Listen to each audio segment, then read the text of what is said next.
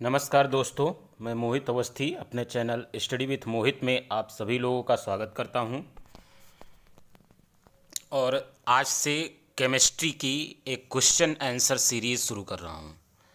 देखिए, जूनियर का एग्ज़ाम होने वाला है,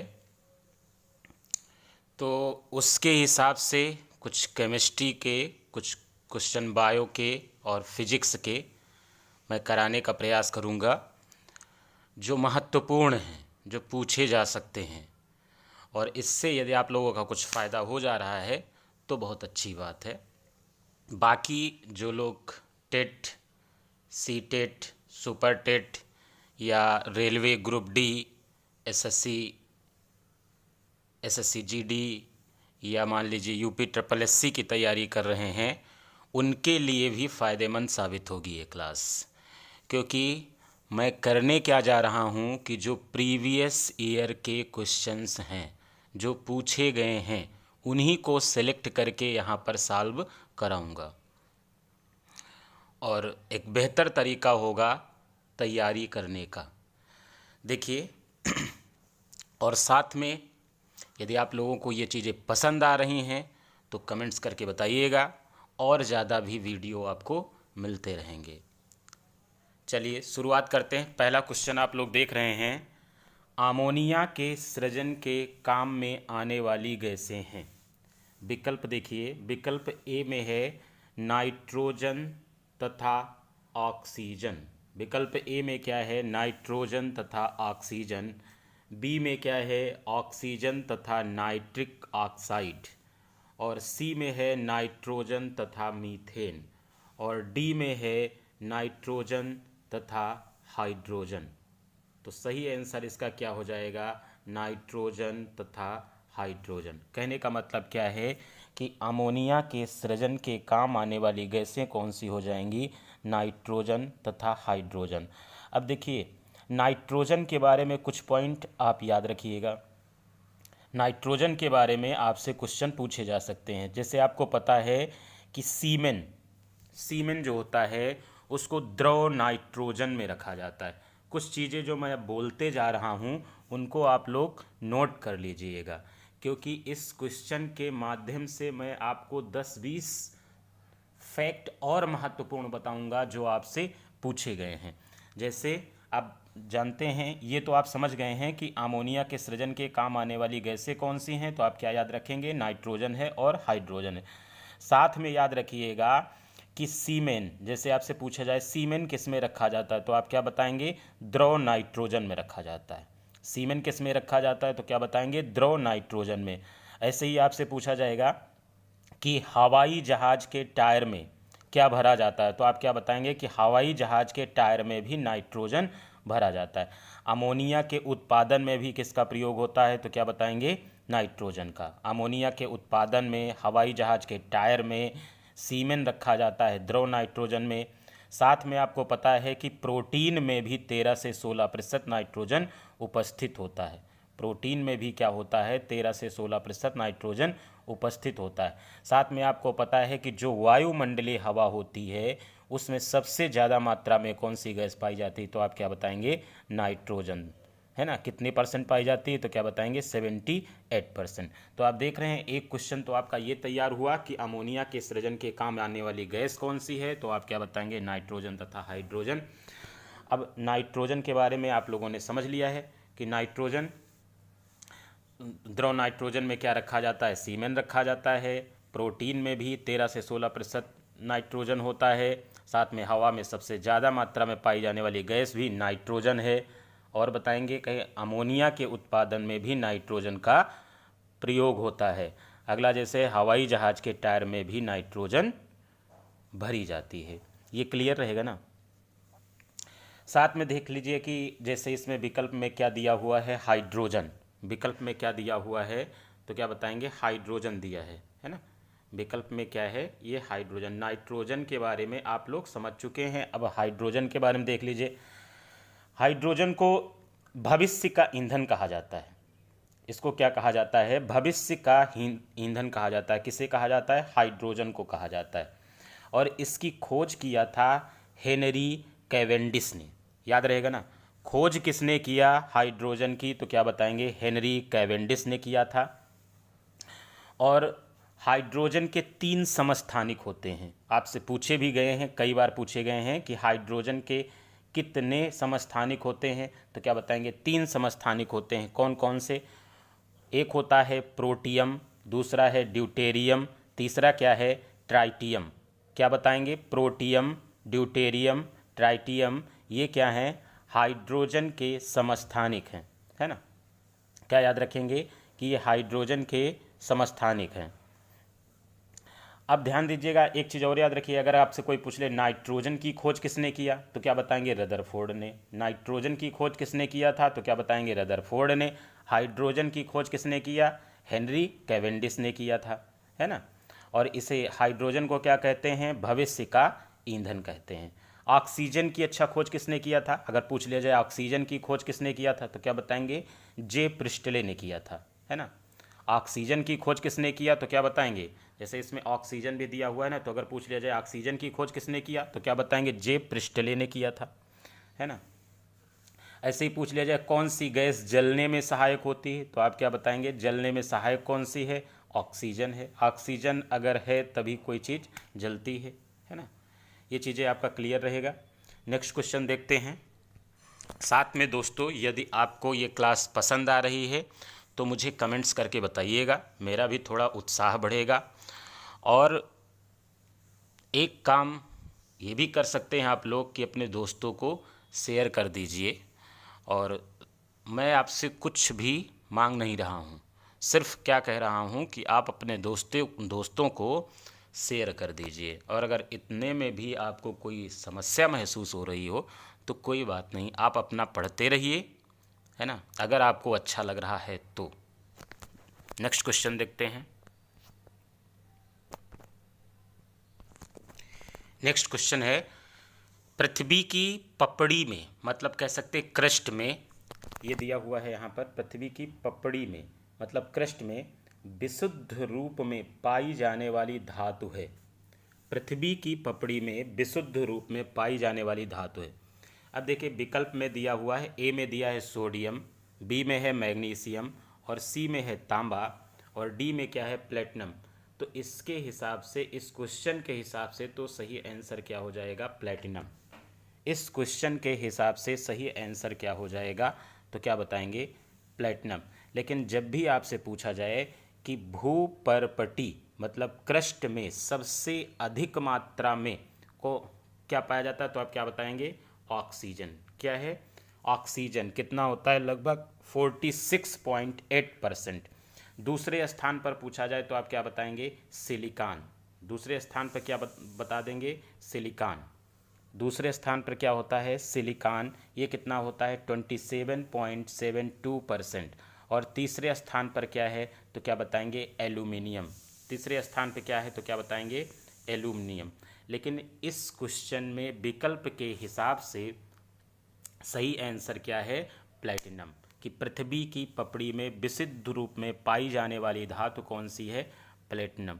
दोस्तों एक चीज़ याद रखिए कि मेरी क्लास आप अगर ये पढ़ रहे हैं सीरियसली और आप अच्छा करना चाह रहे हैं एग्ज़ाम में, तो पेन और कॉपी लेकर बैठिएगा। जो मैं अलग से फैक्ट बता रहा हूँ उनको नोट करते चलिएगा, तब आपको लगेगा कि अगर मैं 20 क्वेश्चन करा रहा हूँ तो वास्तव में वो 100-150 क्वेश्चन के बराबर हैं। 100-150 फैक्ट आपके तैयार हो रहे हैं और महत्वपूर्ण फैक्ट तैयार हो रहे हैं। नेक्स्ट क्वेश्चन देखते हैं। क्वेश्चन है, जल का शुद्धतम रूप है। विकल्प ए में है समुद्र का जल, वर्षा का जल, नल का जल और आसुत जल। क्वेश्चन क्या पूछा है कि जल का शुद्धतम रूप, और बहुत फेमस क्वेश्चन है। सही आंसर क्या होगा, वर्षा का जल सबसे शुद्ध होता है। नेक्स्ट क्वेश्चन देख। क्वेश्चन है कि पैरासीटामॉल क्या है। विकल्प ए में है एक पीड़ाहार है, बी में है एक प्रतिजैविक है, सी में क्या है, एक सल्फा ड्रग है, डी पेट का अल्सर बनाता है। तो डी पूरी तरीके से नहीं होगा, आप लोग भी काट सकते हैं। एक प्रतिजैविक एंटीबायोटिक नहीं है, आप काट सकते हैं। सल्फा ड्रग भी नहीं है। दर्द निवारक के रूप में या कह सकते हैं पेन किलर के रूप में भी किसका प्रयोग होता है, पैरासीटामॉल का। और याद रखिएगा कि पैरासीटामॉल का जो निर्माण होता है वो सल्फर और नाइट्रोजन से होता है। किससे होता है, सल्फर और नाइट्रोजन से। और इसे क्या मानते हैं, एक पेन किलर भी मानते हैं। फीवर में भी पैरासीटामॉल का यूज किया जाता है। नेक्स्ट क्वेश्चन देखते हैं। क्वेश्चन है कि क्लोरोमाइसिटिन, क्या क्वेश्चन है, क्लोरोमाइसिटिन क्या है, एंटीसेप्टिक है कि एनाल्जेसिक है मतलब पीड़ाहार, या प्रति अवसादक है एंटी डिप्रेसेंट, या प्रतिजीवाणिक है एंटीबैक्टीरियल। तो याद रखिएगा ये है क्या, एंटीबैक्टीरियल। क्या है, एंटीबैक्टीरियल है। क्लोरोमाइसिटिन क्या है, एंटीबैक्टीरियल है, या इसी को आप क्या कह सकते हैं, एंटीबायोटिक्स है। और याद रखिएगा एंटीबायोटिक्स का निर्माण जो होता है वो बैक्टीरिया और फंगस से होता है। एंटीबायोटिक्स का निर्माण किससे होता है, तो क्या बताएंगे, जैसे जो यहाँ पर लिखा है एंटीबैक्टीरियल, तो एंटीबैक्टीरियल का आप मतलब समझ लीजिएगा एंटीबायोटिक्स। क्लोरोमाइसिटिन क्या है, एंटीबायोटिक्स। और एंटीबायोटिक्स का निर्माण किससे होता है, तो क्या बताएंगे, फंगस से और बैक्टीरिया से होता है। किससे होता है, फंगस से और बैक्टीरिया से। जैसे आप जानते हैं कि फंगस से सबसे पहली एंटीबायोटिक्स जो बनाई गई थी उसका नाम था पेंसिलियम नोटेटम। क्या नाम था, पेंसिलियम नोटेटम। और बैक्टीरिया से भी एंटीबायोटिक्स बनाई जाती है लेकिन वायरस से नहीं।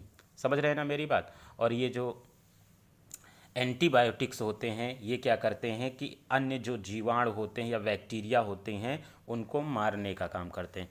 यहाँ पर एक शब्द और दिया हुआ है एंटीसेप्टिक, है ना। तो एंटीसेप्टिक और एंटीबैक्टीरियल या एंटीबायोटिक्स में अंतर जानते रहिएगा। एंटीसेप्टिक क्या होता है, ये भी जीवाणुओं को तो नष्ट करता है ना।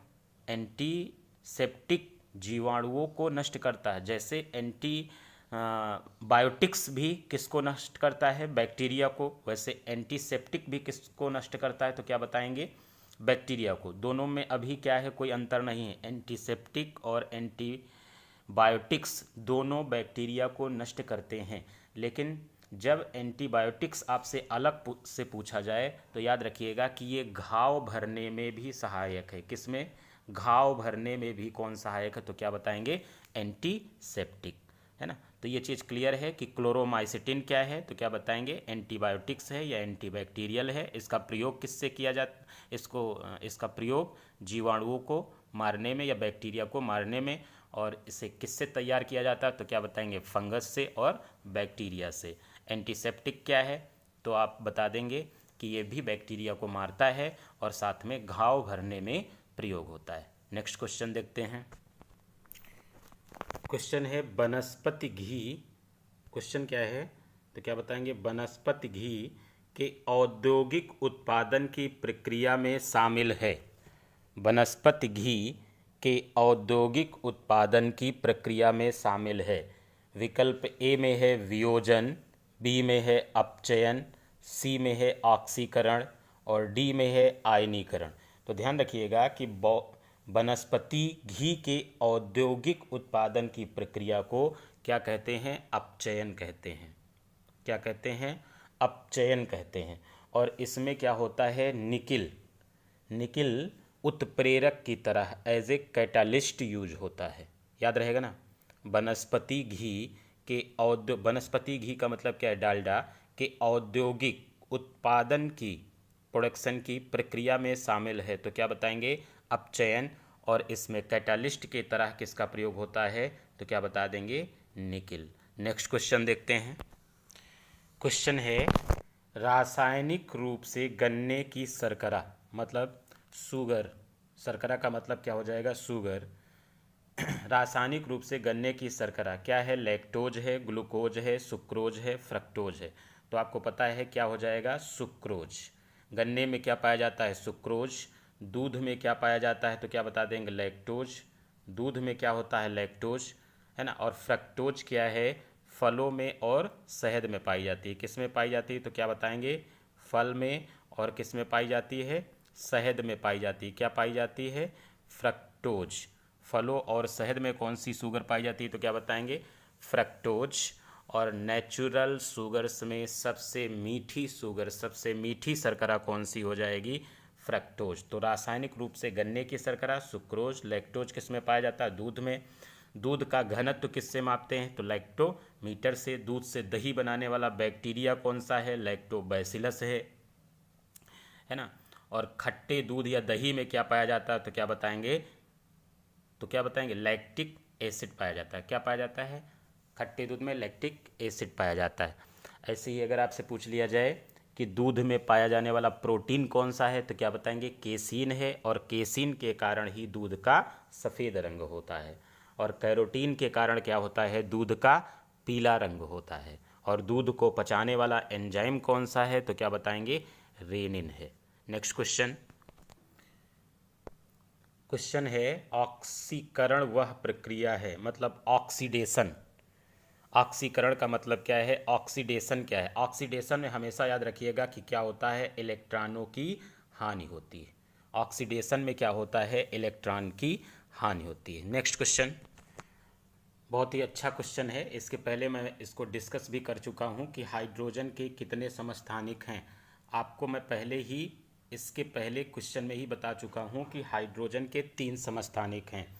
कौन कौन से हैं? तो क्या बताएंगे? प्रोटियम है। पहला समस्थानिक क्या है हाइड्रोजन का? तो क्या बताएंगे? प्रोटियम है ना, जिसमें क्या होता है? न्यूट्रॉन नहीं होता है। हाइड्रोजन का समस्थानिक क्या है? प्रोटियम है, जिसमें न्यूट्रॉन नहीं होता है। दूसरा मैंने आपको बताया था, फिर बता रहा हूँ कि दूसरा जो हाइड्रोजन का समस्थानिक है वो ड्यूटेरियम है। कौन सा? ड्यूटेरियम है ना, जो भारी जल का निर्माण करता है। ड्यूटेरियम से ही किसका निर्माण होता है? भारी जल का निर्माण होता है। भारी जल का निर्माण होता है मतलब D2O। इसका अणुभार कितना होता है? 20 होता है। और परमाणु रिएक्टर में मंदक के रूप में इसका उपयोग किया जाता है। ये करता क्या है कि न्यूट्रॉनों की गति को मंद कर देता है या धीमा कर देता है। तो याद रहेगा ना, पहला क्या हो गया? प्रोटियम, जिसमें न्यूट्रॉन नहीं। दूसरा क्या हो गया? ड्यूटेरियम, जिससे क्या है? भारी जल का निर्माण होता है। फार्मूला क्या हो जाएगा? D2O। और अणुभार इसका क्या होता है? अणुभार क्या होता है? तो क्या बताएंगे? 20 होता है। परमाणु रिएक्टर में मंदक के रूप में उपयोग होता है। परमाणु रिएक्टर में मंदक के रूप में उपयोग होता है। ये करता क्या है? न्यूट्रॉनों की गति को कम कर देता है। तीसरा क्या हो जाएगा? हाइड्रोजन का समस्थानिक ट्राइटियम। ये क्या है? रेडियो सक्रिय तत्व है। ये क्या है? रेडियो सक्रिय तत्व है, ट्राइटियम। नेक्स्ट क्वेश्चन है श्वसन के लिए समुद्री गोताखोर, बहुत फेमस क्वेश्चन है, निम्नलिखित मिश्रण का उपयोग करते हैं, है ना। इस क्वेश्चन का आंसर तो आप लोग जानते होंगे क्योंकि चर्चित है, बहुत बार पूछा गया है। श्वसन के लिए समुद्री गोताखोर निम्नलिखित मिश्रण का उपयोग करते हैं: ऑक्सीजन तथा कार्बन डाइऑक्साइड, हाइड्रोजन तथा ऑक्सीजन, ऑक्सीजन तथा नाइट्रोजन, ऑक्सीजन तथा हीलियम। तो क्या बताएंगे? आंसर आपको पता है क्या होता है? ऑक्सीजन तथा हीलियम। एक चीज़ याद रखिएगा, हीलियम क्या है? निष्क्रिय गैस है ना। निष्क्रिय गैस है जिसकी परमाणु संख्या कितनी होती है? 2। जिसकी परमाणु संख्या किसकी होती है? कितनी होती है? तो क्या क्या बताएंगे? 2। एक चीज़ और याद रखिएगा कि हीलियम का उपयोग अत्यंत कम ताप तक ठंडा करने के लिए किया जाता है। बहुत कम ताप तक, टेम्परेचर तक, बहुत कम टेम्परेचर तक ठंडा करने के लिए हीलियम का उपयोग किया जाता है। मौसम का पता लगाने के लिए भी हीलियम का उपयोग किया जाता है। बैलून में भी क्या है? हीलियम भरी जाती है। साथ में याद रखिएगा कि हीलियम का नाम जो है सर जे नॉर्मन लाकयर ने किया था। किसने किया था? सर जे नॉर्मन लाकयर ने किया था। और एक चीज़ याद रखिएगा कि हॉस्पिटल में भी ऑक्सीजन तथा हीलियम का उपयोग होता है। तो आप लोगों ने क्या समझा कि श्वसन के लिए समुद्री गोताखोर निम्नलिखित मिश्रण का उपयोग करते हैं। तो सही आंसर क्या हो जाएगा? ऑक्सीजन तथा हीलियम। हीलियम क्या है? निष्क्रिय गैस है जिसकी परमाणु संख्या कितनी होती है? तो क्या बताएंगे? 2। परमाणु संख्या कितनी है? 2 है। और इसका उपयोग किसमें? बहुत कम टेम्परेचर पर ठंडा करने के लिए भी किया जाता है, साथ में मौसम का पता लगाने के लिए, और बैलून में भी भरा जाता है। और इसका नाम किसने दिया था? तो क्या बताएंगे? सर जे नॉर्मन लाकयर ने। किसने? सर जे नॉर्मन लाकयर, है ना। लाकयर क्या है? लाकयर। याद रहेगा ना भाई। और ये सब लिख लीजिएगा। ये सब अगर लिख लेंगे तो आपका ज़्यादा फायदा रहेगा। नेक्स्ट क्वेश्चन देखते हैं। नेक्स्ट क्वेश्चन है संश्लेषित अपमार्जक। क्या क्वेश्चन है? संश्लेषित अपमार्जक डिटर्जेंट्स क्या हैं, है ना। तो इसका सही आंसर क्या हो जाएगा? एरोमेटिक, एलिफेटिक, सल्फोनिक अम्लों के सोडियम लवण के मिश्रण। क्या याद रखेंगे? डिटर्जेंट्स क्या हैं तो क्या बताएंगे? एरोमेटिक, एलिफेटिक, सल्फोनिक अम्लों के सोडियम लवण के मिश्रण। Next question. क्वेश्चन है अपमार्जक द्वारा कठोर जल के साथ झाग उत्पन्न करने का कारण क्या है? तो आपको पता होना चाहिए कि जो सल्फोनिक अम्ल के कैल्शियम और मैग्नीशियम लवण होते हैं वो जल में घुलनशील होते हैं। तो सही आंसर क्या हो जाएगा? सी। सल्फोनिक अम्ल के कैल्शियम तथा मैग्नीशियम लवण जल में घुलनशील होते हैं। नेक्स्ट क्वेश्चन है चूने के जल में, लाइम वाटर में क्या होता है? तो इसका सही आंसर क्या हो जाएगा? Calcium hydroxide. चूने के जल में जब आपसे पूछा जाएगा लाइम वाटर में तो क्या बताएंगे? Calcium hydroxide. और सोडियम हाइड्रोक्साइड क्या होता है? सोडियम हाइड्रोक्साइड का मतलब NaOH, sodium hydroxide caustic soda होता है। इसका प्रयोग किस में करते हैं तो क्या बताएंगे?